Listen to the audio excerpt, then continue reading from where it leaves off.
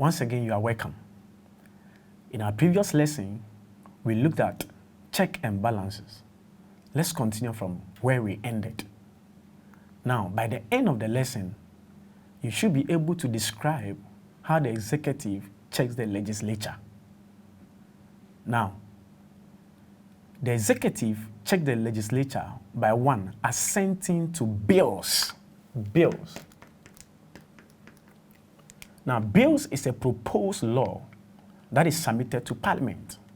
Before it becomes a law, it must be taken to the executive for the executive to assent or to sign before a bill can become a law. So it goes through the process in Parliament, and finally, the executive assents to it before it becomes a law. And that is how the executive checks the legislature. Now, the next one is, in a parliamentary system, the Prime Minister can call for dissolution of Parliament. That is, in a parliamentary system of government, the Prime Minister can dissolve Parliament, and by so doing, checking the activities of the legislature. Now, the next thing is that the executive might not be willing to enforce the laws passed by the legislature. Sometimes, after the law has been passed, the executive might not be willing to enforce it.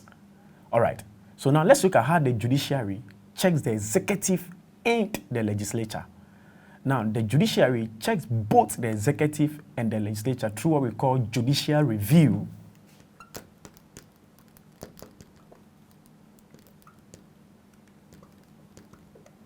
Now, under judicial review, the judiciary has the power by the laws of Ghana or by the Constitution to declare any action of the executive and the legislature null and void if that action is unconstitutional.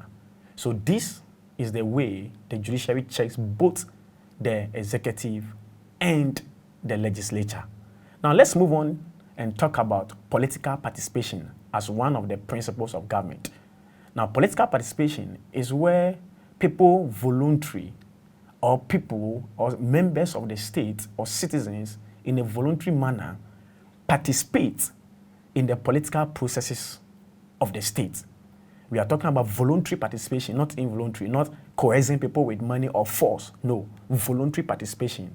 That's what we call political participation. Now, how does people participate in the political processes? The first one is voting during election. Then the second one, belonging to a political party. Then the third one, acting as a polling agent. Then again, serving as an election observer. Then again, somebody too can participate in the political processes by holding a political office. So these are the ways people participate in the political processes. All right. So in this lesson, we've learned about political participation, and then again, how judiciary checks both the legislature and the executive. In our next lesson, we will talk about principles of government, constitutionalism.